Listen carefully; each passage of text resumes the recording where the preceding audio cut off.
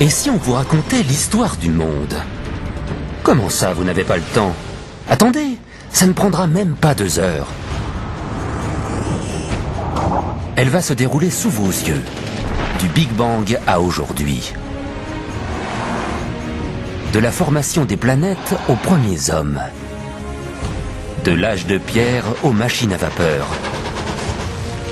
Des premiers champs cultivés à l'essor des villes et des civilisations. Tout est lié, et l'aventure conduit jusqu'à vous. Nous allons embrasser près de 14 milliards d'années d'histoire. Alors, vous êtes prêts ?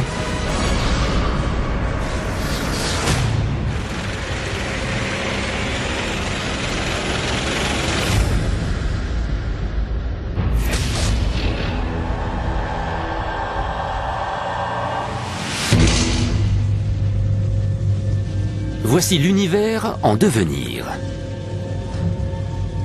Tout ce qui existera par la suite est contenu dans cette minuscule boule d'énergie.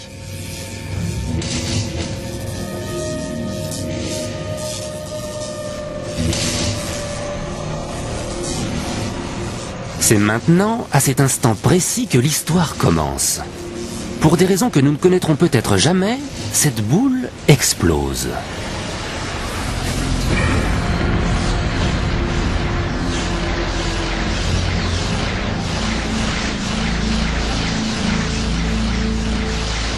En un millionième de millionième de millionième de millionième de millionième de millionième de seconde, il est passé de la taille d'un atome à celle d'une galaxie.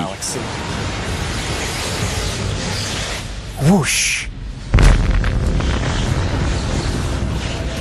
Ceci, c'est de l'énergie. Et c'est le fil conducteur de notre histoire.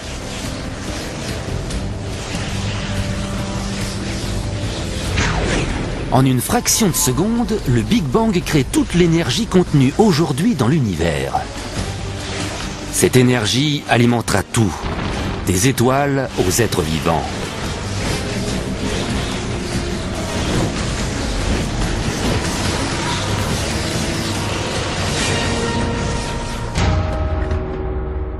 Quand vous faites le plein, vous prélevez de l'énergie créée lors du Big Bang.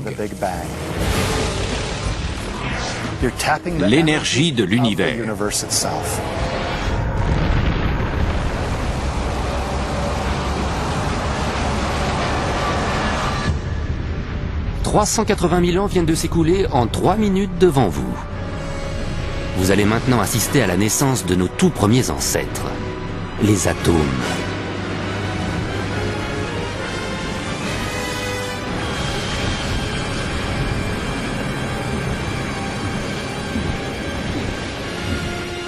Celui-ci, c'est l'hydrogène, la première brique de l'univers.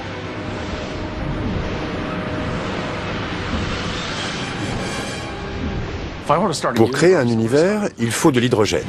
À partir de là, avec de la chaleur et de la pression, on peut créer toutes sortes d'atomes. Les premiers atomes fusent dans l'univers primordial, mais ils ne se propagent pas de façon uniforme.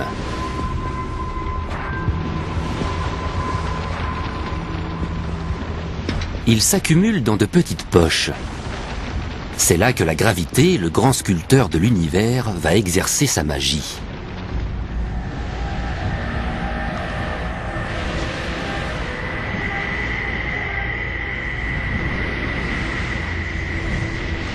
La formation des premières galaxies révèle une règle immuable. La rencontre de la matière et de l'énergie donne toujours naissance à des éléments plus complexes.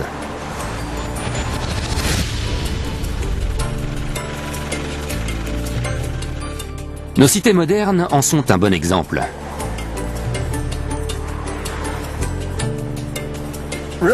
Là où il y a quelque chose, d'autres éléments peuvent se développer.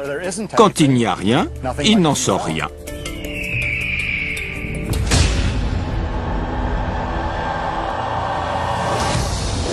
Il en va de même à l'échelle de l'univers. 300 millions d'années après le Big Bang, au sein des galaxies, les nuages de gaz et de poussière se contractent sous l'effet de la gravité. La pression et la chaleur augmentent considérablement.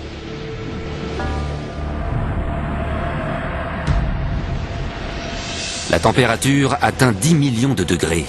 Les atomes d'hydrogène se percutent alors violemment et créent un nouvel élément, l'hélium.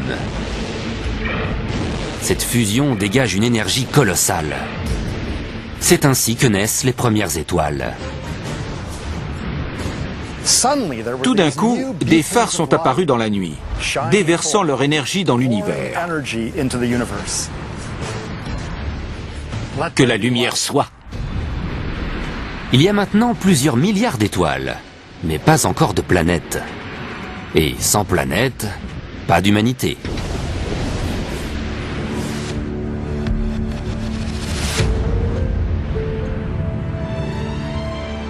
L'hydrogène et l'hélium ne suffisent pas. Les éléments complexes et plus lourds qui permettent de créer des objets solides, comme le fer ou le carbone, sont fabriqués au cœur des étoiles.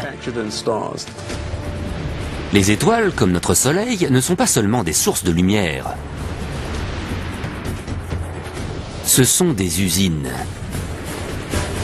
En leur cœur, l'hydrogène devient de l'hélium, qui devient à son tour du lithium. Et c'est ainsi que vont se former 25 des éléments les plus répandus de l'univers, dont le carbone, l'oxygène, l'azote et le fer. Ainsi, il y a plus de 12 milliards d'années, les étoiles ont fabriqué l'élément qui rendra possible l'âge de fer.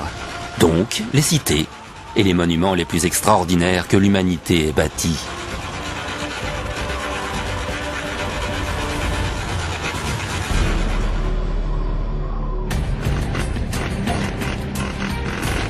Mais pour construire la statue de la liberté, le fer ne suffit pas.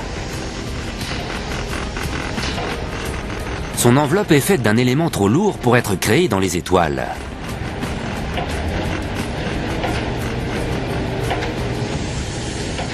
D'où vient le cuivre de son enveloppe? L'or des bijoux. L'uranium des réacteurs nucléaires. Les étoiles ne disposent pas d'assez d'énergie pour les fabriquer. Manifestement, l'usine n'est pas assez puissante. Alors, si on la faisait exploser?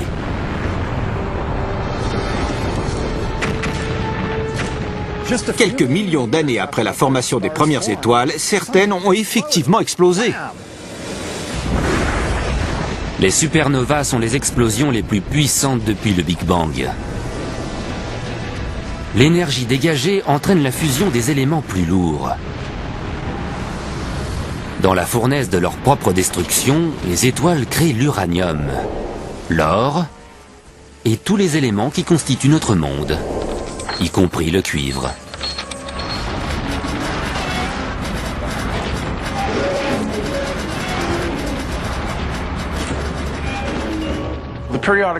La classification périodique des éléments est la bibliothèque de la matière. Tout ce qui existe vient de cette sorte de kit du petit chimiste.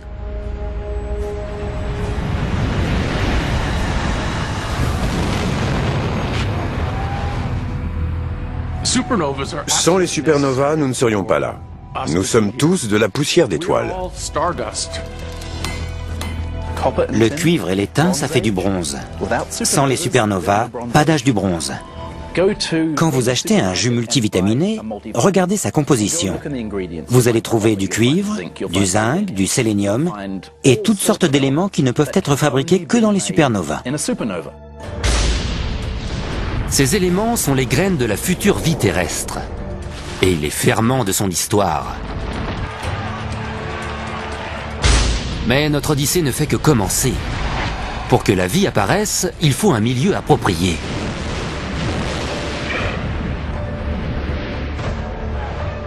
Et pour construire une maison, il faut réunir tous les matériaux nécessaires au même endroit. Pour la formation des planètes, c'est la même chose.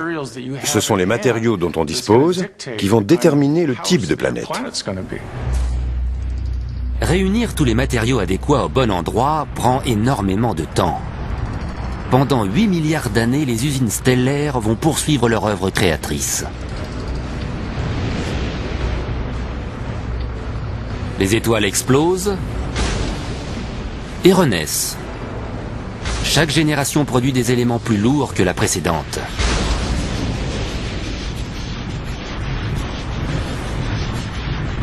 Et puis, il y a 4,6 milliards d'années, un événement décisif s'est produit.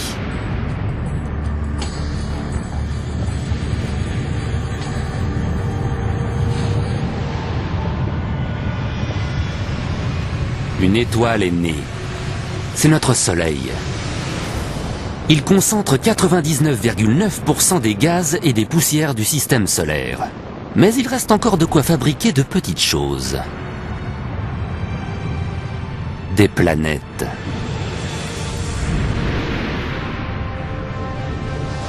La nôtre sera la 3e en partant de l'étoile. Quand la Terre se forme il y a 4,5 milliards d'années, les 2/3 de l'histoire de l'univers se sont déjà écoulés.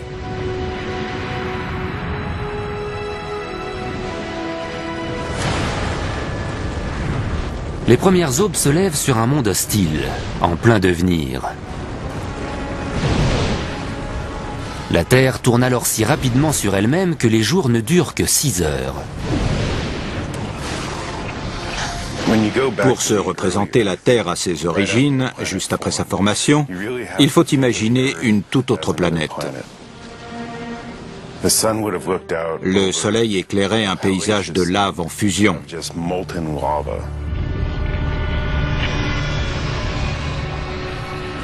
Par endroits, on pouvait voir des masses de pierres volcaniques. Dans cette roche liquide, les éléments sont tous mélangés. Une fois de plus, la gravité va jouer un rôle majeur et mettre de l'ordre dans ce chaos. Les matériaux plus légers remontent à la surface pour former une croûte solide.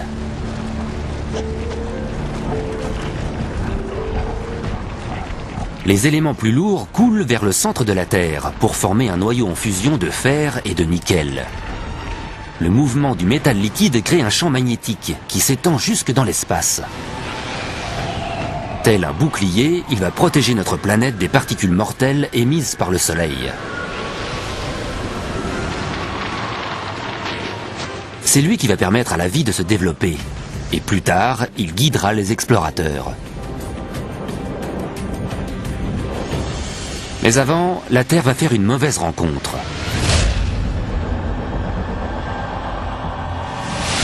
Il y a 4,5 milliards d'années, un objet de la taille de Mars a percuté la Terre à 40 000 km/h.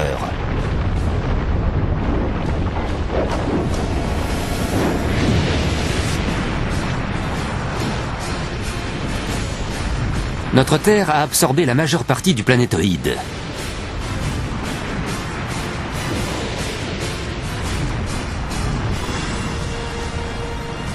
Mais une nuée de débris a rebondi dans l'espace. En moins d'1 an, la gravité agrège ces débris. Ils forment une sphère en orbite autour de la Terre. Une place qu'elle n'a jamais quittée.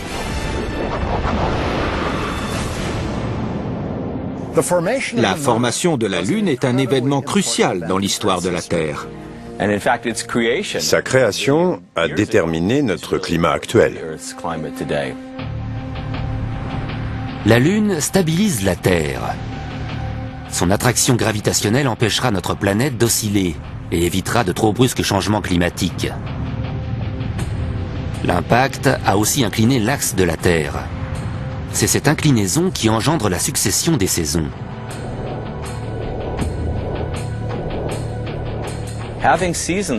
Les saisons sont capitales pour l'évolution de la vie. Et la stabilité de l'axe incliné de la Terre est donc très importante pour le maintien de cette vie. L'attraction exercée par la Lune ralentit aussi la rotation de la Terre.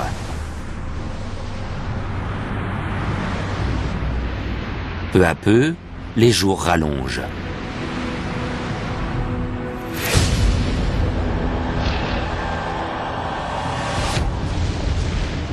Il y a 4,4 milliards d'années, il faisait trop chaud pour que l'eau existe à l'état liquide. Mais l'atmosphère était saturée de vapeur.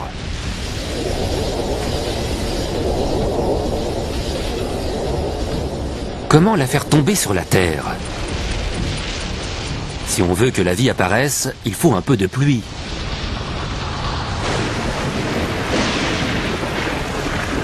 La température baisse.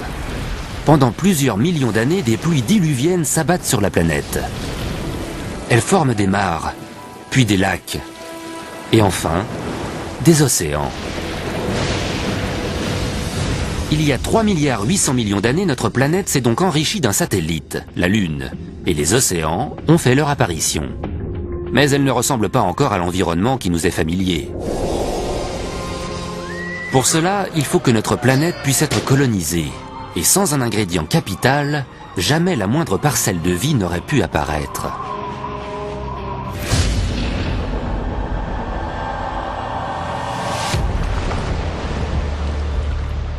Il y a 3,8 milliards d'années sous la surface des océans primitifs, une révolution s'est mise en marche.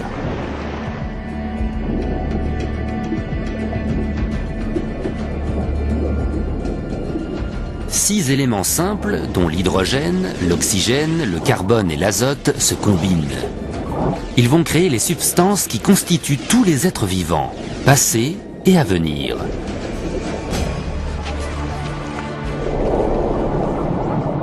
Le plus spectaculaire d'entre eux est l'ADN.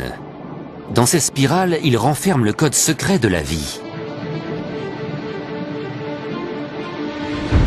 « 700 millions d'années après la formation de la Terre, la vie entre en scène. Nos ancêtres ne sont pas de puissants géants, mais de minuscules organismes, les bactéries.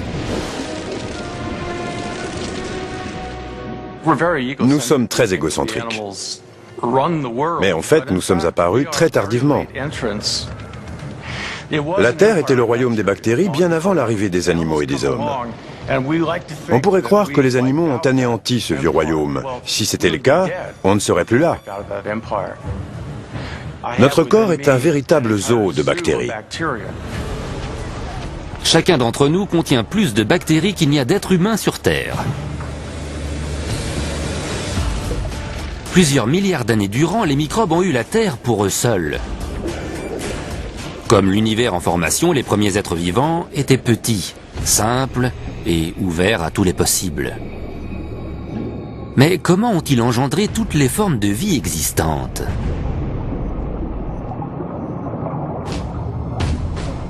Pour le comprendre, il faut revenir au commencement. Comme nous l'avons vu, toute l'énergie contenue dans l'univers a été créée lors du Big Bang. Pour survivre, toute créature doit prélever une partie de cette énergie. Et plus on l'exploite, plus on devient un être complexe. La quasi-totalité de l'énergie que nous consommons vient du Soleil.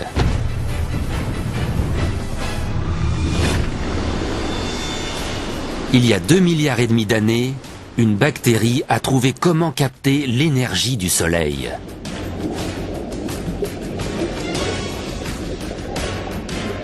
La photosynthèse produit un déchet capital pour la suite de notre histoire, l'oxygène.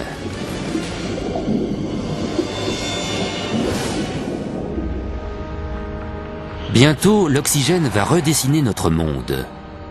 Mais d'abord, cette bactérie a une autre mission à remplir. Les mers sont alors saturées de particules de fer. Et quand le fer et l'oxygène se rencontrent, que se passe-t-il?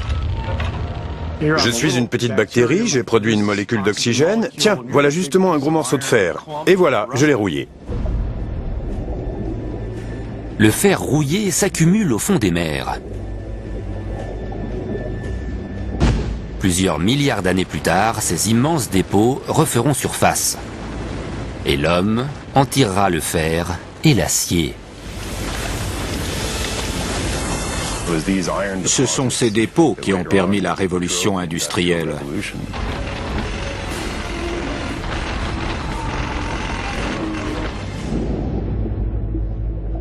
Une fois qu'il n'y a plus de fer à rouiller dans la mer, les bactéries vont devoir trouver une autre fonction à cet oxygène.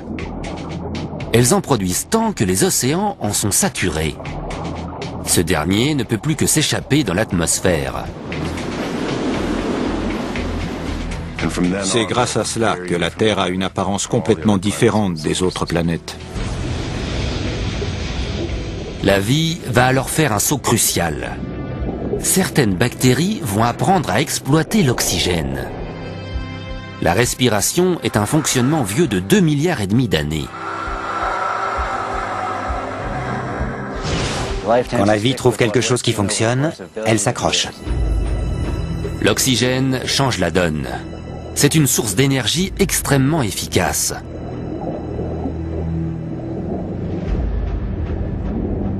Cette révolution ouvre la voie à toute une série de développements.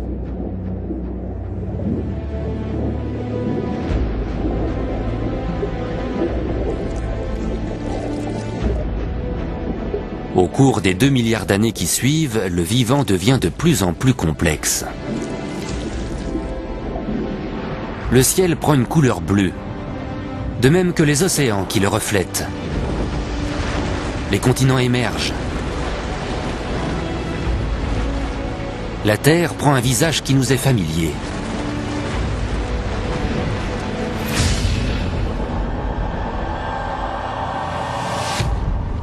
Il y a 550 millions d'années, la Terre a fêté ses 4 milliards d'années. L'oxygène compose désormais 13% de l'atmosphère.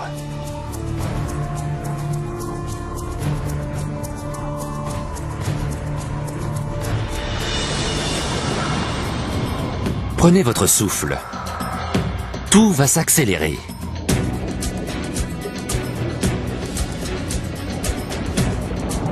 C'est l'explosion cambrienne, la version biologique du Big Bang. L'accumulation de l'oxygène ouvre la voie aux êtres vivants plus grands et plus élaborés. En 30 millions d'années, quelques secondes à l'échelle universelle, la plupart des groupes d'animaux vont apparaître. Les premiers poissons pourvus d'arêtes colonisent les océans. Ils ne nous ressemblent peut-être pas, mais ils sont quand même nos lointains ancêtres. Si nous avons une colonne vertébrale, une bouche avec une mâchoire et des dents, c'est grâce à eux. Nous devons beaucoup à nos ancêtres poissons. En fait, tous les vertébrés actuels sont de simples variations de ces créatures. Pendant 4 milliards d'années, les plantes et les animaux sont restés confinés au milieu marin. Mais un bouleversement se prépare. Grâce à l'oxygène, une couche d'ozone se forme. Elle protège les êtres vivants des radiations. Les plantes sont les premières à coloniser la terre ferme.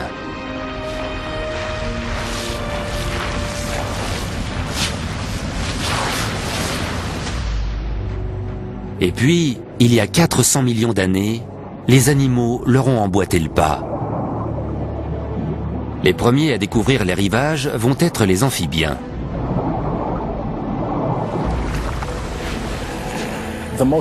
Pour moi, l'instant le plus extraordinaire dans l'histoire de l'évolution, c'est quand le premier amphibien est sorti de l'océan primitif, qu'il a posé la patte sur la terre ferme et a aspiré sa première bouffée d'air. Imaginez notre arrière-arrière-arrière-grands-parents sortir de l'eau et tomber au milieu de ce monde fantastique. Hey, regardez-moi tous ces arbres, ces insectes, il y a des tas de choses à manger, et je peux vivre ici.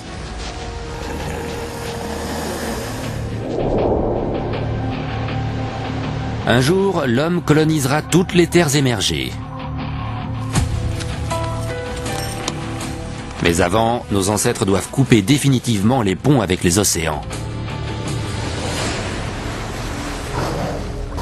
C'est la saison des amours. Comme les grenouilles, ces amphibiens sont dépendants du milieu aquatique. C'est là qu'ils pondent leurs œufs.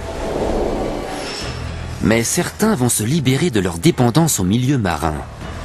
Ils vont évoluer et pondre des œufs capables de retenir l'humidité. Inutile désormais d'aller jusqu'à l'océan pour trouver de l'eau. Ils la transportent avec eux. C'est ainsi que les amphibiens deviennent des reptiles. Ils pouvaient être à 500, 1000, 1500 km des côtes et avoir suffisamment d'eau à l'intérieur des œufs pour en permettre l'éclosion. Le dernier lien avec leur milieu marin est tranché. Ils peuvent maintenant coloniser la Terre.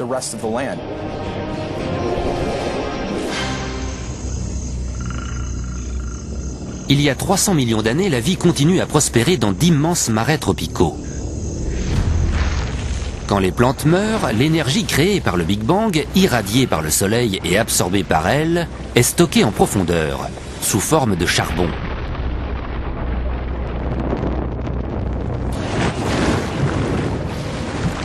C'est un cadeau que les humains exploiteront bien plus tard.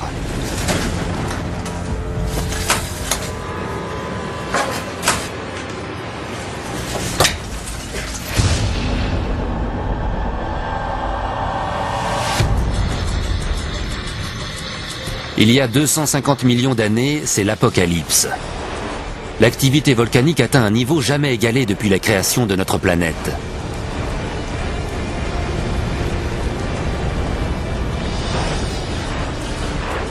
L'atmosphère est saturée de dioxyde de carbone. Et l'extraordinaire biodiversité née de l'explosion cambrienne est stoppée net. Près de la totalité des espèces disparaissent. L'ampleur de l'extinction permienne est sans égale. L'extinction est un phénomène récurrent dans l'histoire de notre planète. Depuis 500 millions d'années, 5 cataclysmes ont éradiqué les espèces dominantes. À chaque redistribution des cartes, de nouvelles créatures ont pris le dessus. Cette fois, c'est le tour des dinosaures.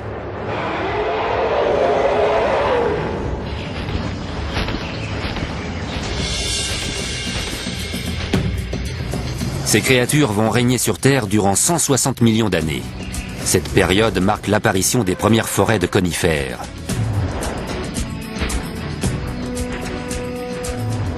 La Lune finit par stabiliser la rotation de la Terre, et les journées durent maintenant 24 heures.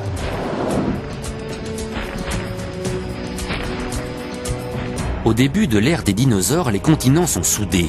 Ils forment un supercontinent appelé Pangée. Mais ce territoire va se disloquer. L'Afrique se détache de l'Amérique du Sud. L'océan Atlantique apparaît. C'est une barrière que les hommes parviendront un jour à franchir.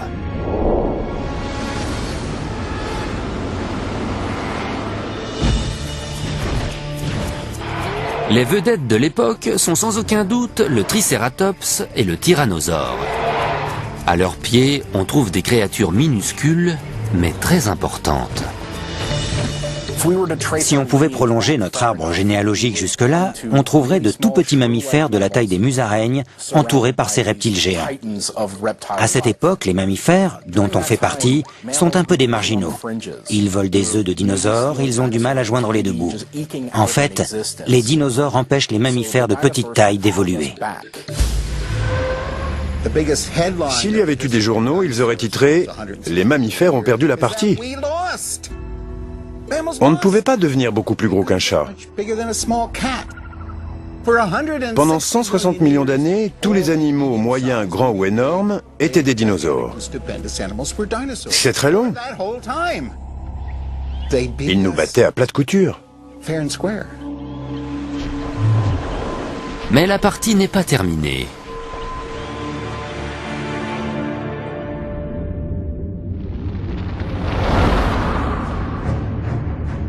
Il y a 65 millions d'années, un objet large de 10 km, sans doute un astéroïde, a percuté la Terre.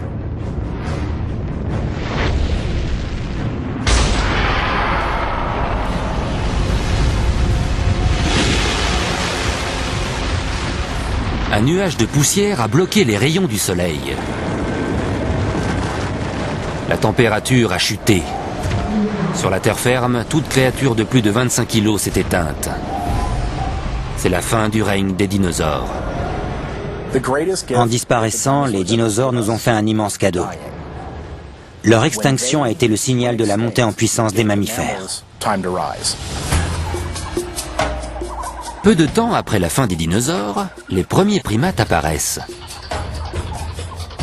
Ils ont déjà des yeux placés sur le devant de la tête, ce qui permet une meilleure appréciation de la distance.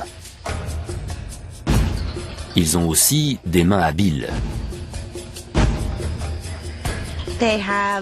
Ils ont 5 doigts comme nous. Ils peuvent donc attraper des objets. Les doigts des autres animaux ne sont pas configurés comme les nôtres. Ils n'ont pas la possibilité de tenir et de manipuler les objets. Il y a 50 millions d'années, les primates évoluaient sur une planète qui se réchauffait. Il fait d'ailleurs si chaud que les pôles sont couverts de végétation.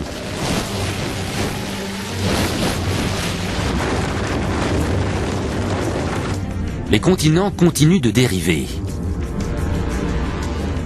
Dans le nord de l'Afrique, l'actuelle Égypte est submergée par un océan primitif. Le fond des mers est tapissé de petites créatures appelées numulites. Leur enveloppe minérale faite de calcium et de carbone vont s'accumuler sur les fonds marins. Elles vont se transformer en couches de calcaire. C'est ce matériau qui servira bien plus tard à construire les pyramides. Il suffit d'observer en détail les pierres de ces monuments pour y retrouver des coquilles de 50 millions d'années.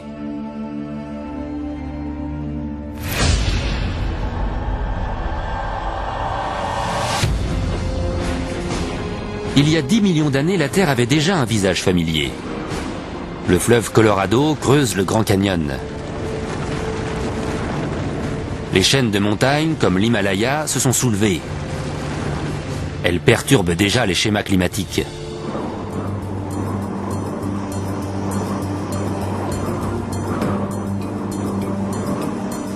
L'isthme de Panama émerge de l'océan. Il relie l'Amérique du Nord et l'Amérique du Sud. Mais en séparant l'Atlantique et le Pacifique, il modifie la circulation des courants océaniques. Ces événements géologiques préparent l'ère glaciaire. La planète se refroidit. Il y a 7 millions d'années, nos ancêtres primates vivaient sous les tropiques. Mais bientôt, leur territoire va être colonisé. Cet envahisseur aura un impact majeur sur l'histoire de l'humanité.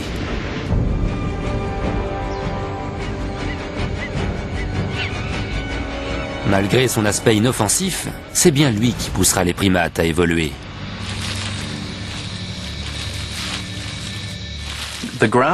Les prairies apparaissent simultanément sur toute la surface de la Terre. La savane africaine, les steppes d'Eurasie, les prairies d'Amérique du Nord, la pampa argentine. Tous ces écosystèmes apparaissent en même temps. En Afrique de l'Est, la savane remplace peu à peu les forêts, habitat traditionnel des primates. Les arbres se raréfient et nos ancêtres doivent alors s'adapter. Ils sont de plus en plus nombreux dans le même arbre, et il y a moins de nourriture. Il faut donc qu'ils trouvent comment passer d'une source d'alimentation à une autre, en franchissant une zone de savane. La première solution, c'est de galoper à toute vitesse. Mais ils peuvent aussi étendre leur territoire et chercher de nouvelles sources d'alimentation dans la savane.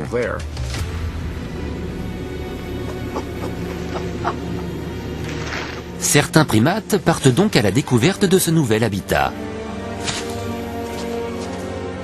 Cet environnement convient mieux à ceux qui peuvent marcher sur leurs pattes arrière. Leur tête dépassant des hautes herbes, ils peuvent guetter les prédateurs.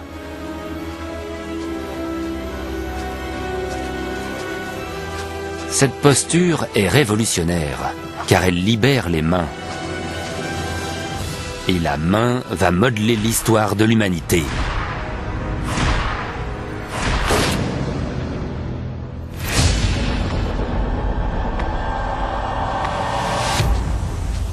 Il y a 2 600 000 ans, les premiers hominidés parcouraient des territoires parsemés de silicium.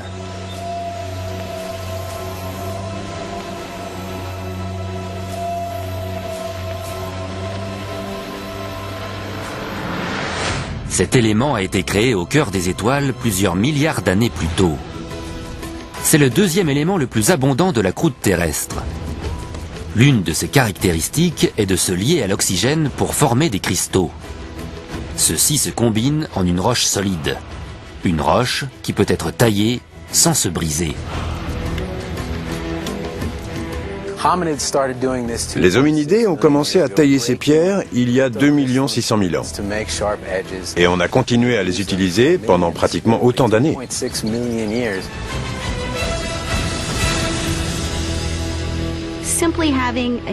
En taillant simplement cette pierre, vous obtenez une arête tranchante. Vous avez alors un marteau, une arête coupante. Tout d'un coup, l'être humain peut faire 1000 fois plus de choses qu'avant.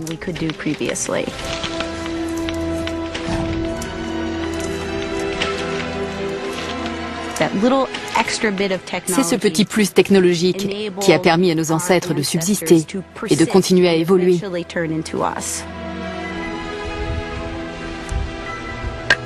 Le silex est la clé de la première révolution technologique humaine, que l'on appelle l'âge de pierre. Des centaines de milliers d'années plus tard, une autre qualité étonnante de la silice transformera le monde. Mais patience, nous n'y sommes pas encore. La prochaine étape cruciale de notre histoire, nous la devons encore à une caractéristique méconnue de notre planète. Un pouvoir qu'elle est peut-être la seule à posséder dans l'univers. De toutes les planètes et les lunes du système solaire, il semble que la Terre soit la seule où le feu existe. La foudre et la lave sont bien présentes sur d'autres planètes. Mais à notre connaissance, seule la Terre dispose des deux éléments permettant au feu de brûler, du combustible en quantité, les plantes et les arbres, et une atmosphère riche en oxygène pour attiser les flammes. Si le feu n'avait pas été possible, nous ne serions pas là. Homo sapiens a fait alors un pas de géant.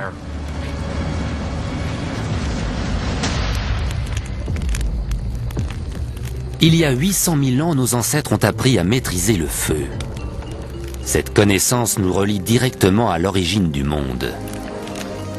Toute l'énergie disponible dans l'univers a été créée avec le Big Bang. Et toute vie est un défi visant à récupérer une part de cette énergie. Le feu permet de cuire les aliments. Le corps dépense alors moins d'énergie pour broyer la nourriture et peut ainsi stocker plus de calories. Au fil du temps, les premiers hommes se fortifient et ce surcroît d'énergie alimente des cerveaux qui grossissent en conséquence. Le feu ouvre aussi la voie à toutes les technologies. Bientôt, nous transformerons l'argile en céramique, le métal en armes et l'eau en vapeur. Sans feu, pas de moteur à combustion. Sans feu, pas de métal. C'est une technologie qui ouvre un immense champ de possibilités.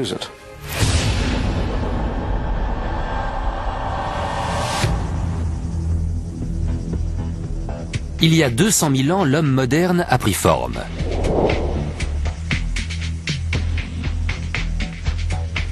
Le larynx, qui était situé plus haut dans la gorge de nos ancêtres, est descendu.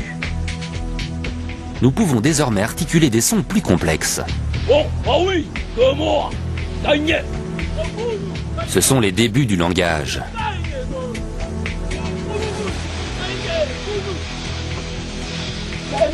Pour la première fois, les individus peuvent échanger des informations et les transmettre d'une génération à l'autre.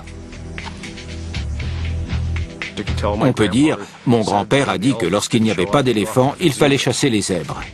Ou ma tante m'a dit que son cousin avait trouvé un point d'eau de l'autre côté de la rivière. Chacun peut exploiter ces informations et s'enrichir des expériences de l'autre. Le langage permet de passer du stade d'ordinateur autonome à celui d'ordinateur en réseau. On partage les informations. On n'a plus besoin d'expérimenter les choses par soi-même. On peut emprunter cette expérience à ceux qui nous entourent. L'intelligence humaine connaît alors un développement exponentiel. Toutes les cartes ont été distribuées. Une nouvelle partie peut commencer. Il y a 100 000 ans, l'homme était nomade. Avec des mains agiles, des outils primitifs, il sait communiquer et il maîtrise le feu. Il va pouvoir quitter son berceau africain et s'engager sur de nouvelles routes.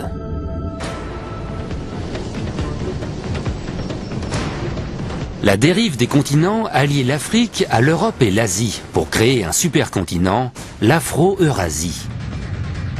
Il occupe 85 millions de kilomètres carrés, plus de 2 fois la surface de la Lune. Pour les premiers hommes, cela signifie que plus de la moitié des terres émergées sont accessibles à pied.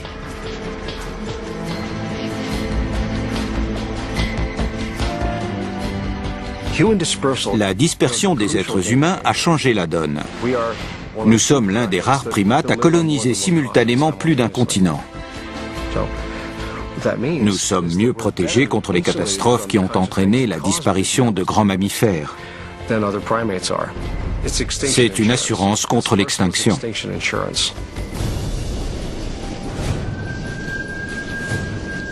Mais la nature nous met à l'épreuve. C'est le début de l'ère glaciaire.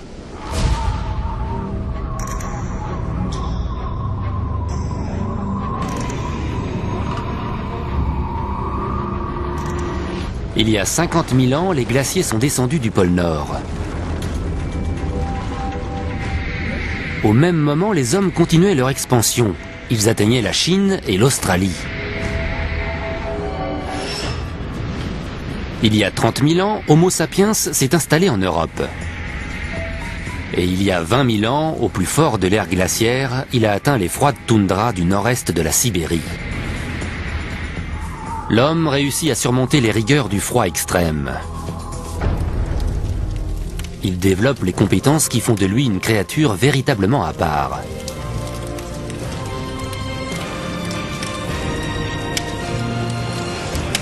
Ces symboles sont le témoignage d'une nouvelle évolution, d'une pensée qui va au-delà du strict instant présent. Elle dépasse nos simples besoins corporels. On peut dire avec certitude qu'on a affaire à une créature semblable à nous, avec l'émergence évidente d'une pensée symbolique. On a devant les yeux la représentation d'une vache. Et tout le monde reconnaît là l'image d'une vache.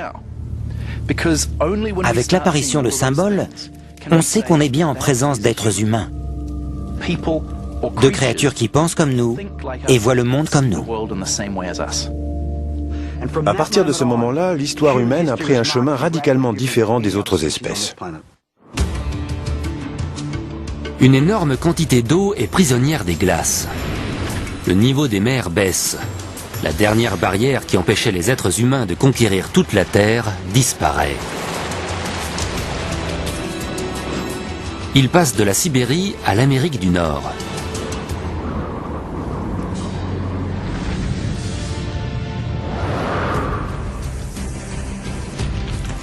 L'homme va désormais occuper le devant de la scène. Mais il est bon de rappeler que nous n'occupons qu'une partie infime de l'histoire de l'univers. Pour simplifier les choses, nous allons comprimer les 14 milliards d'années écoulées en 14 ans.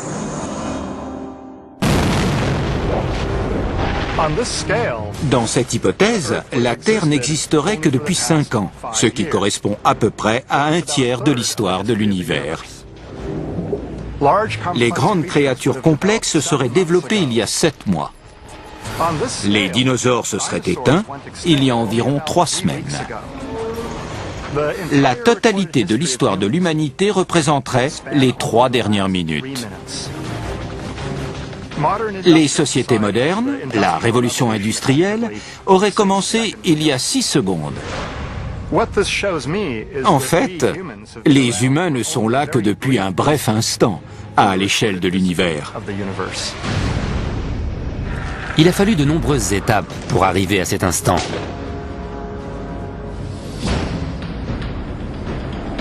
Les ponts de glace de l'ère glaciaire ont permis à l'homme de s'installer partout.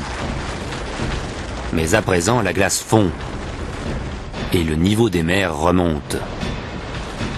Les hommes se trouvent isolés sur 2 hémisphères. Chaque groupe est livré à lui-même, condamné à exploiter au mieux ses ressources. En reculant, les glaciers sculptent des lacs, des rivières et des baies.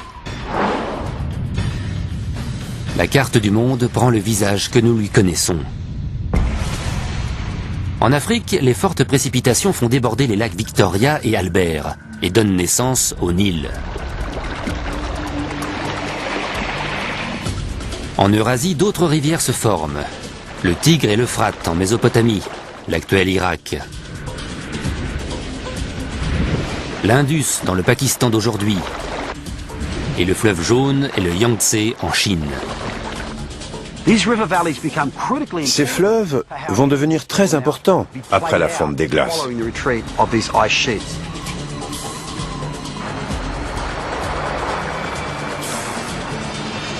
C'est sur les rives fertiles de ces fleuves que vont naître les premières civilisations. À la fin de l'ère glaciaire, la Terre se réchauffe. Les plantes et les animaux abondent.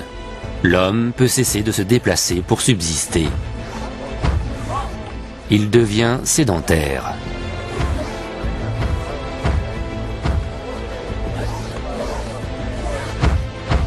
La population augmente. Comment faire pour nourrir toutes ces bouches? L'homme doit trouver le moyen d'augmenter la quantité de nourriture qu'il peut tirer de son environnement. Une nouvelle découverte va changer à jamais les paysages et le destin de l'humanité. Nous allons apprendre à planter des graines. Les plantes que nous récoltons sont issues de celles qui, plusieurs millions d'années plus tôt, ont permis notre évolution. Les graminées sont les héroïnes méconnues de l'histoire de l'humanité.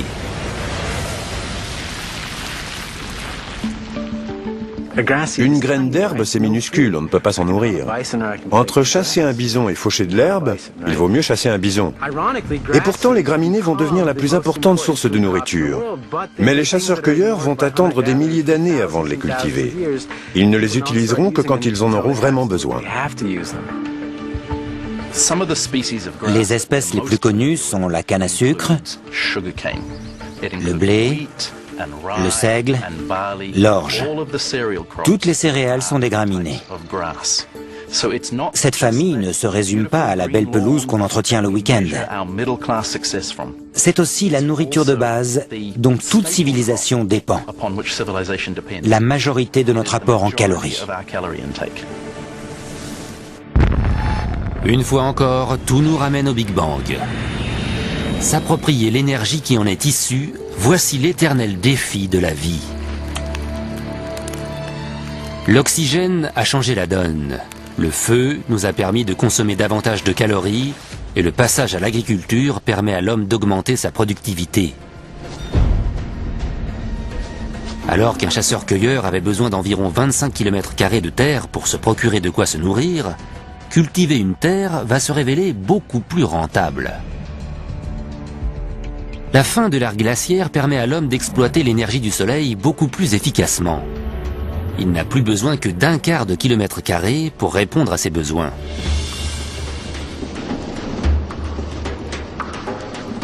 Et la région la plus privilégiée de toutes, c'est le croissant fertile, au Moyen-Orient.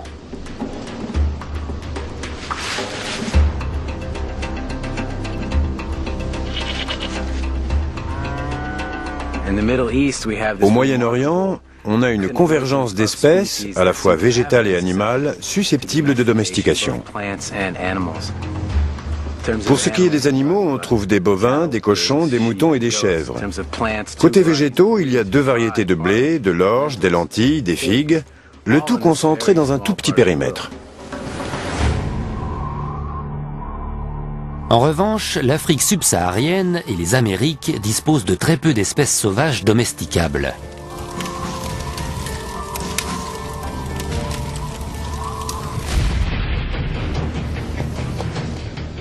C'est une différence cruciale.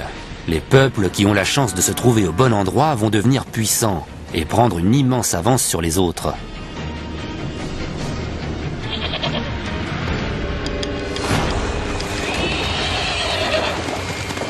Le cheval donne un avantage décisif, du moins à ceux qui parviennent à le dresser.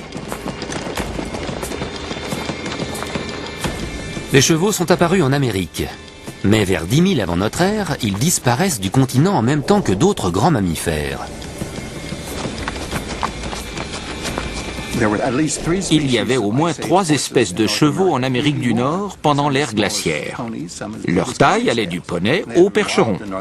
Ils y ont vécu 40 millions d'années, puis ont disparu.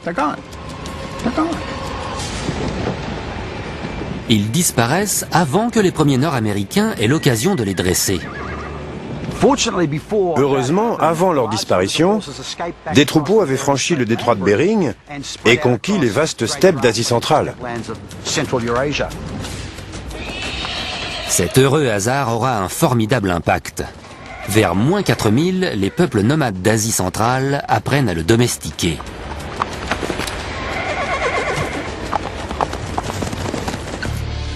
On l'exploitera bientôt dans toute l'Eurasie. C'est un allié puissant, au champ comme à la guerre.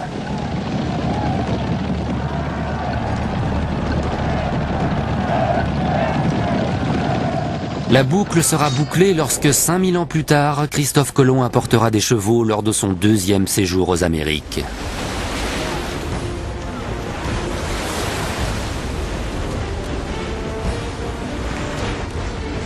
Ces chevaux seront les premiers à poser le sabot sur ce continent depuis la disparition de leur espèce 10 000 ans plus tôt.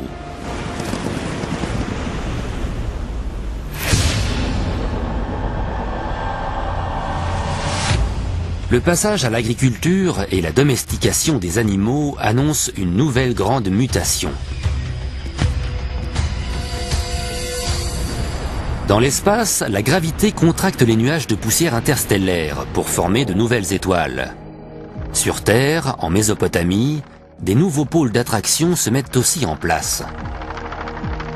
À Sumer, dans le croissant fertile, les hommes s'établissent durablement. Ils peuvent aisément subvenir à leurs besoins. De nouveaux centres de pouvoir et d'innovation font ainsi leur apparition. Vers 3000 avant notre ère, les premières villes apparaissent. La cité sumérienne d'Uruk concentre 50 000 habitants sur moins de 2,5 km².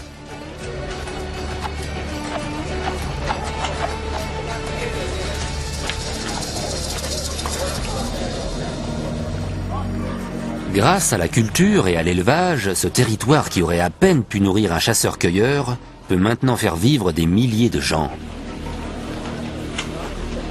Mais un tel changement n'est pas sans conséquences et entraîne une nouvelle dépendance.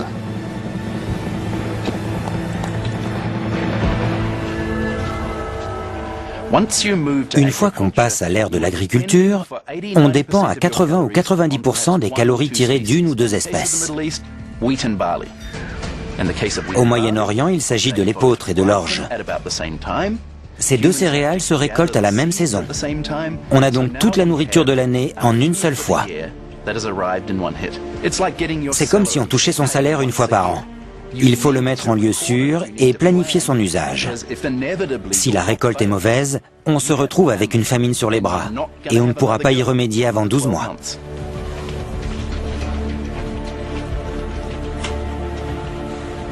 La gestion de ces récoltes conditionne l'organisation des premières cités.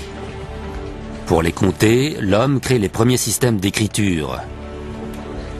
Pour les protéger, il va former les premières armées. Et pour les administrer, il invente la politique. Quand des centaines ou des milliers de gens vivent ensemble, il est très difficile de demander l'avis de chacun. D'où le besoin d'un gouvernement, d'une hiérarchie politique et sociale.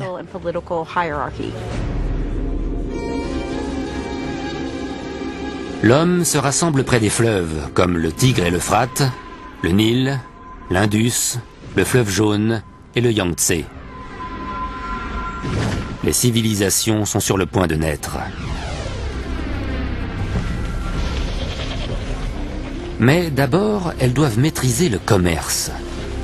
Plus elles échangent de biens et de connaissances avec leurs voisins, plus elles se développent. Le commerce et la communication à longue distance semblent être la condition nécessaire du développement des civilisations urbaines. Étonnamment, ces premières civilisations vont se développer grâce à un animal plutôt déconsidéré aujourd'hui. L'âne.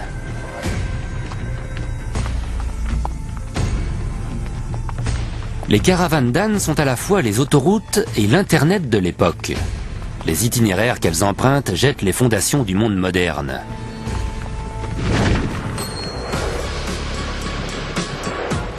Elles ne se contentent pas de véhiculer des biens comme le bois ou le bronze, mais aussi des idées et des récits.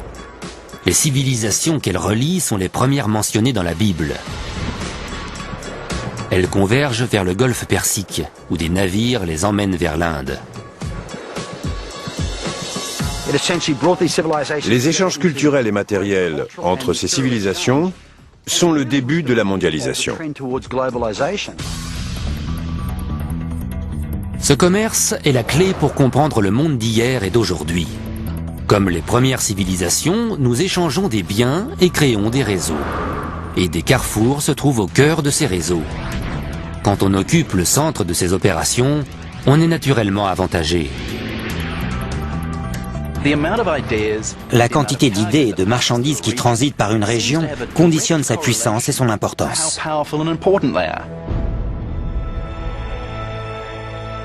Vers 2000 avant Jésus-Christ, les cabanes laissent peu à peu la place à d'immenses constructions. En Afrique, les grandes pyramides s'élèvent sur les rives du Nil.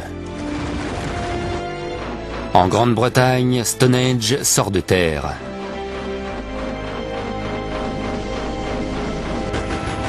Et à Sumer, les ziggourats, ces édifices en terrasse surplombés d'un temple, s'élèvent vers le ciel.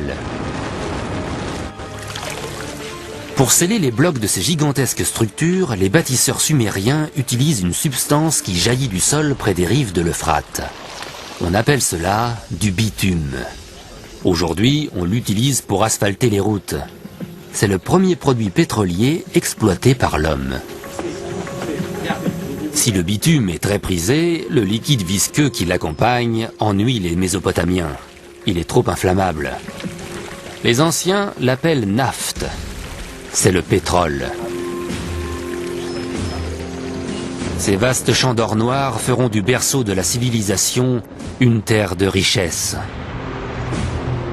et de guerre.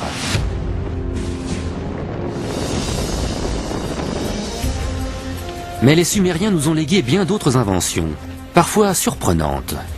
Leur système numérique n'était pas basé sur le chiffre 10, mais sur le 12. C'est la raison pour laquelle les jours sont divisés en 12 parties, les heures en 60 minutes et les minutes en 60 secondes. Il est aussi probable que les Sumériens aient inventé la roue, une invention qui a changé le destin de l'humanité et qui a ensuite permis l'apparition du char. L'invention sumérienne de la roue, alliée à la domestication du cheval par les peuples nomades, va donner cette formidable machine de guerre. Vers moins 1200, un vaste conflit éclate. Il coupe les routes du cuivre et de l'étain nécessaires pour fabriquer les armes en bronze. Heureusement, les étoiles ont conçu une alternative.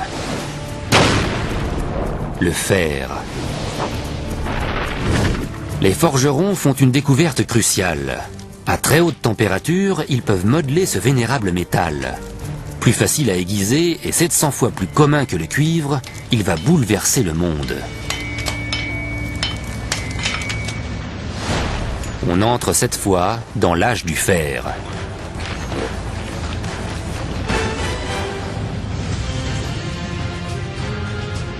Au premier millénaire avant notre ère, l'histoire s'accélère.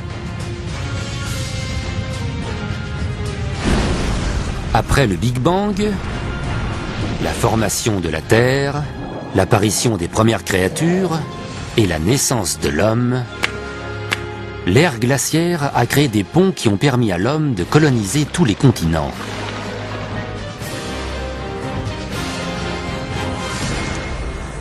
Mille ans avant notre ère, l'homme est disséminé aux quatre coins du globe. Les routes commerciales qui relient l'Eurasie et l'Afrique du Nord n'ont pas encore pénétré les déserts, ni franchi les océans.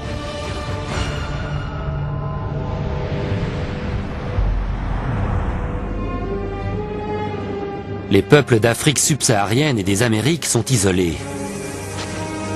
Ils disposent de peu de plantes et d'animaux domestiqués. Et ils restent prisonniers d'un mode de vie plus primitif.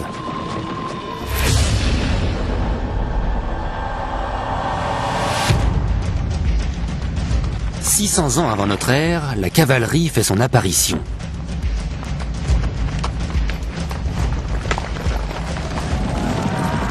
Pour la première fois, les hommes se battent à cheval. Une fois dressés, ces quadrupèdes donnent un énorme avantage à leurs cavaliers.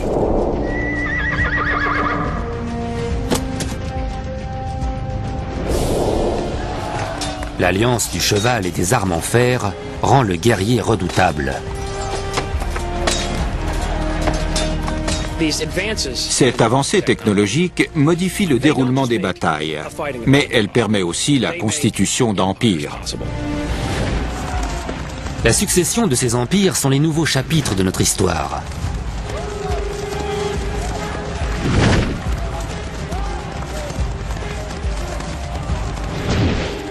Ils modifient les rapports de force et unifient d'immenses portions de territoire sous un même contrôle. Et avec eux, de nouvelles religions apparaissent.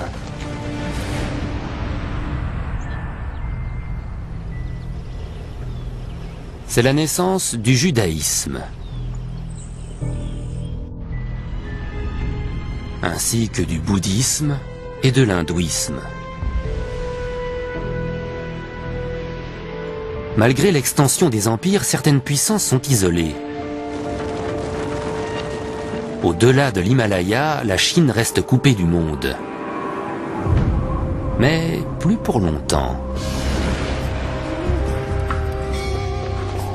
Vers -100, un empereur chinois envoie un messager en Occident pour y nouer des alliances. L'itinéraire qu'il emprunte deviendra la route de la soie. Un immense réseau commercial qui relie la Chine, l'Asie centrale et l'Empire romain.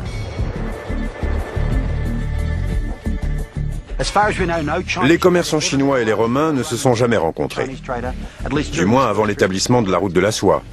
Mais ce commerce va exploser. Entre -100 et 200 après Jésus-Christ, il y aura 3 siècles d'échanges commerciaux et culturels d'une intensité inédite. Mais les routes charrient aussi des menaces invisibles. Les maladies.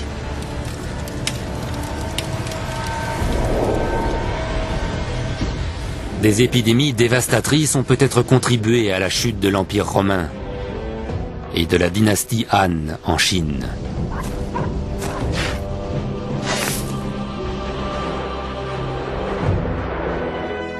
De nouvelles idées religieuses se répandent comme une traînée de poudre.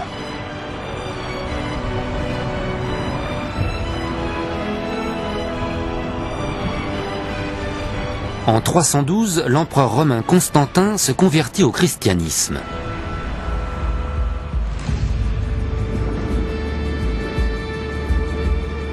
Trois siècles plus tard, c'est la naissance de l'islam. À l'apogée de sa puissance, cette religion aura unifié un territoire 2,5 fois plus grand que l'Empire romain. Grâce à cette hégémonie, le commerce arabe va connaître un développement sans précédent.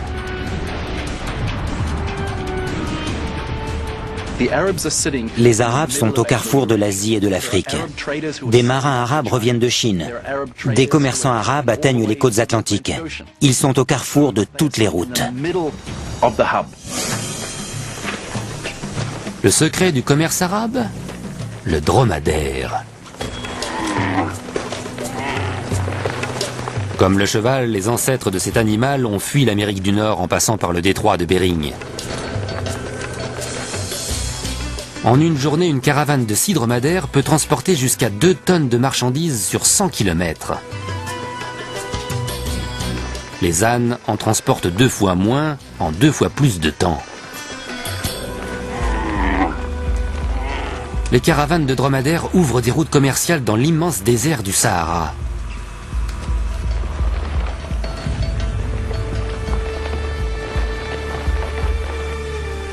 Le commerce arabe s'étend. Il apporte le sel du Sahara à Rome, le riz de l'Asie de l'Est en Inde, le secret chinois de la fabrication du papier en Europe et permet de diffuser bien d'autres inventions. Les Arabes ont apporté une foule d'aliments en Europe. Les orangers et les citronniers sont originaires du sud de la Chine.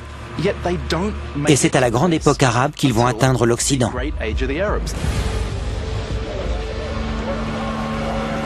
En Afrique du Nord, un fils de marchand italien du nom de Leonardo Fibonacci côtoie les commerçants arabes.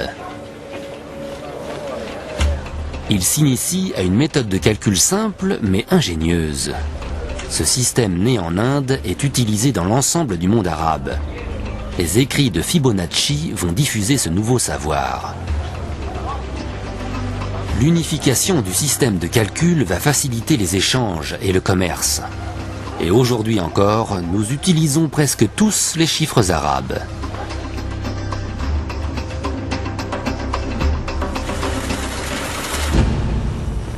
Les marchands arabes vont faire connaître une autre invention capitale.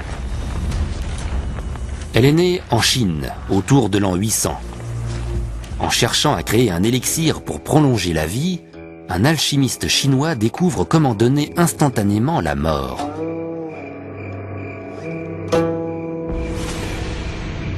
Il mélange du carbone et du soufre avec du salpêtre, un composé à base de potassium, d'azote et d'oxygène. Ces éléments nés au cœur des étoiles vont maintenant se recombiner pour donner la poudre. La recette de la poudre emprunte la route de la soie pour gagner le monde arabe. Les soldats musulmans s'en servent pour combattre les chrétiens avec des canons.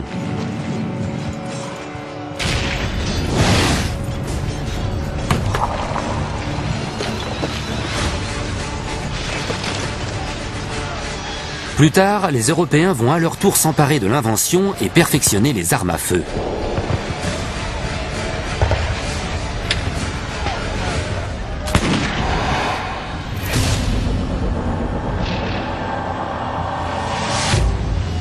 Nous sommes en 1492.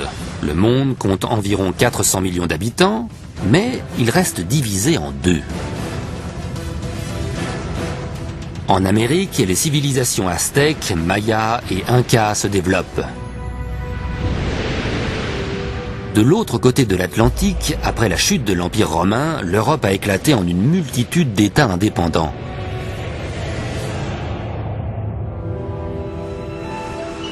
L'Italien Christophe Colomb peut ainsi soumettre son projet à différents monarques. Il parvient finalement à convaincre les souverains d'Espagne de financer son expédition.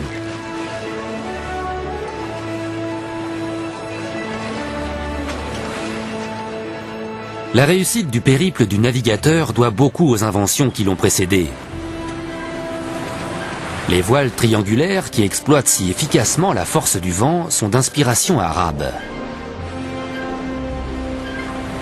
La boussole qui le guide sur l'océan est une invention chinoise. Et le champ magnétique qui oriente l'aiguille s'est formé avec le noyau de notre planète.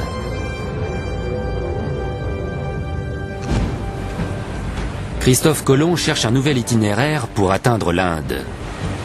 Il ne le trouvera jamais, mais il va réussir à reconnecter les deux moitiés du monde.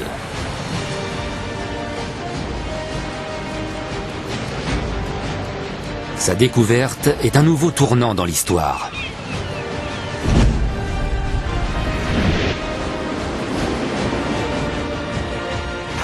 Avant Christophe Colomb, ces deux grandes zones de peuplement étaient isolées l'une de l'autre. En traversant l'Atlantique, le navigateur ouvre au reste du monde ces deux immenses continents, les Amériques du Nord et du Sud, avec leurs millions d'habitants et leurs ressources. Les Européens et les Asiatiques découvrent une partie du monde qui leur était complètement inconnue. Avant le voyage de Colomb, c'était comme s'ils vivaient sur deux planètes différentes. Les routes commerciales nées avec les premières civilisations d'Asie, d'Afrique et d'Europe franchissent maintenant l'Atlantique. Le centre de gravité de l'humanité se déplace. Ce réseau désormais mondial crée de nouveaux carrefours. Et une fois de plus, les puissances en place vont basculer. Pendant près de 2000 ans, l'Europe n'a pas joué un rôle majeur. Avec la découverte de Christophe Colomb, l'Occident commence à prendre son essor. Il prend le dessus, parce qu'il est pile au centre de ce nouveau réseau d'échanges démesurés. Les aliments se mettent à circuler. Le maïs des Amériques apparaît en Égypte et en Chine. Les pommes de terre des Andes se révèlent parfaitement adaptées aux sols irlandais et russes.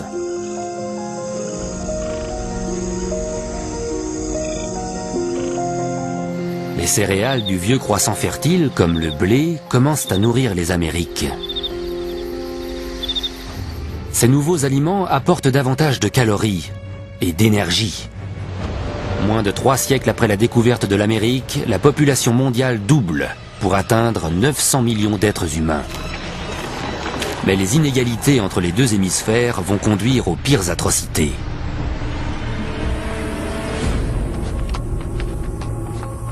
Les conquistadors veulent profiter des richesses qu'offre le Nouveau Monde. Ils débarquent avec des armes à feu, des chevaux et des maladies infectieuses. Le résultat, un massacre.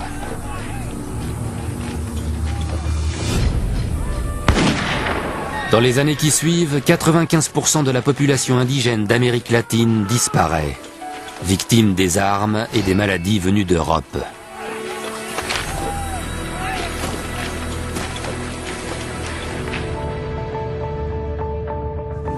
Une chose est sûre, le monde ne sera plus jamais le même. Prenez l'incroyable histoire du sucre.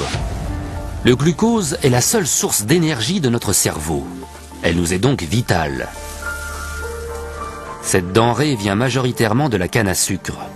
Une fois de plus, une graminée joue un rôle crucial dans l'histoire de l'humanité. Cette plante est cultivée depuis 6000 ans en Asie. Lors des croisades, les Européens découvrent le sucre et le rapportent chez eux. Le problème, c'est qu'il est très difficile de faire pousser de la canne à sucre en Europe. Et là-dessus, Christophe Colomb découvre l'Amérique. Au départ, bien sûr, les conquistadors espagnols sont très intéressés par l'or et l'argent. Mais ce qu'ils veulent avant tout, c'est s'enrichir, peu importe le moyen. Une fois que les métaux précieux ont été pillés, ils se mettent à planter de la canne à sucre. Mais ils ne veulent pas travailler au champ. Ils ont besoin de main-d'œuvre. Et justement, de l'autre côté de l'Atlantique, ils peuvent acheter des esclaves.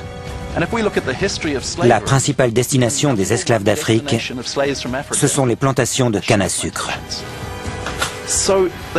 Le sucre a donc modelé l'histoire, du Moyen-Orient aux croisades, jusqu'à la conquête de l'Amérique. Et il a joué un rôle majeur dans l'histoire de l'esclavage.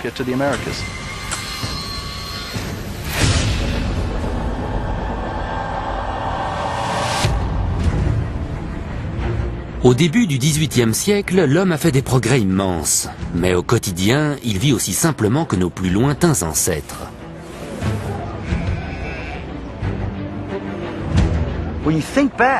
La majorité était fermier et pratiquait une agriculture de subsistance. Les objets étaient surtout fabriqués dans de petits ateliers. Il faut alors plus d'1 an pour que les marchandises et les informations fassent le tour de la planète, soit plus longtemps qu'il n'en faudrait aujourd'hui pour aller sur Mars. Ce qui entrave le progrès, c'est le mode de travail. En Égypte, 2 millénaires avant notre ère, 90% des travaux étaient effectués par l'homme. L'animal faisait le reste. En 1700, en Europe, 70% du travail reste l'œuvre de l'homme. Or, notre force physique est limitée. Mais un allié caché dans les profondeurs de la Terre va permettre de la démultiplier. Le charbon.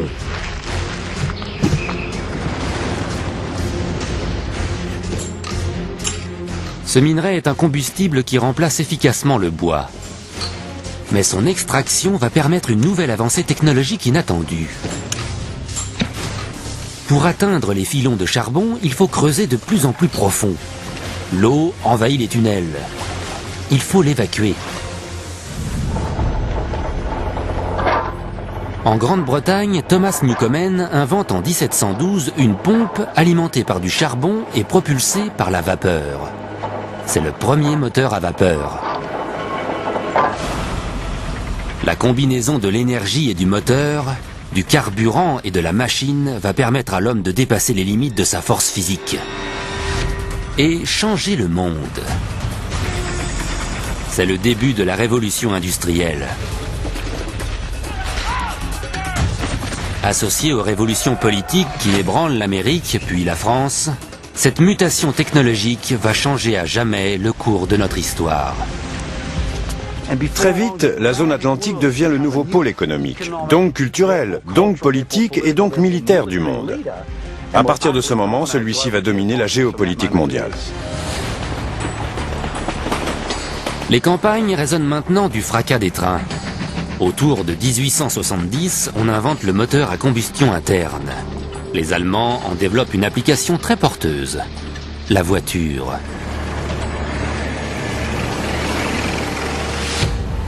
Et on revient au pétrole. Cette substance que les anciens considéraient comme une nuisance devient une denrée incontournable. Elle ouvre la voie à d'autres innovations. Le télégraphe et le téléphone font circuler les informations à la vitesse de l'éclair. Avec l'électricité, l'humanité dépossède la nuit de son royaume. En 1800, les Européens dominent 35% des terres émergées. Un siècle plus tard, ils en contrôlent 85%. Au XXe siècle, avec les énergies fossiles et le moteur à combustion interne, chaque événement prend une ampleur inédite, y compris la guerre.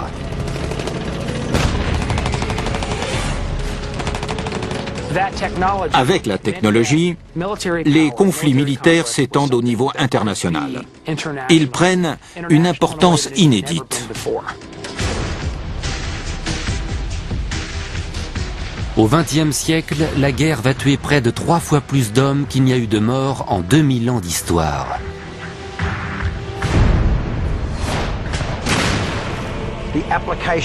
Les inventions et technologies industrielles nées au XVIIIe siècle atteignent leur point culminant avec ces événements exceptionnels.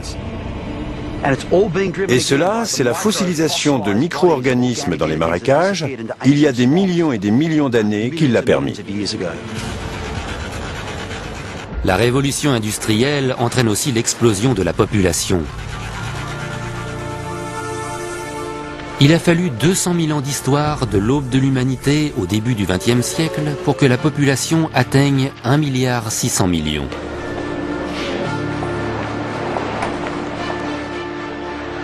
Et au cours du XXe siècle, ce chiffre va quasiment quadrupler. Le XXe siècle est un moment extraordinaire de notre histoire. On n'a jamais vu de bouleversement de cette ampleur.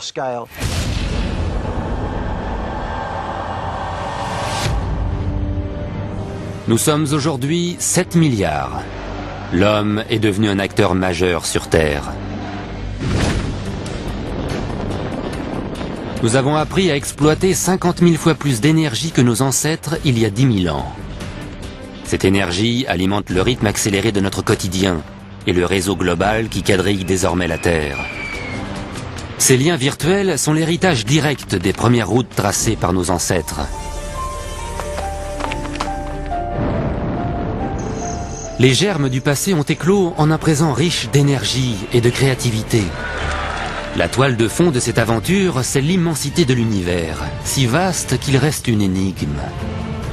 Et au cœur de ce mystère, chacun de nous est à la fois un monument vivant à la gloire du passé et une histoire en devenir.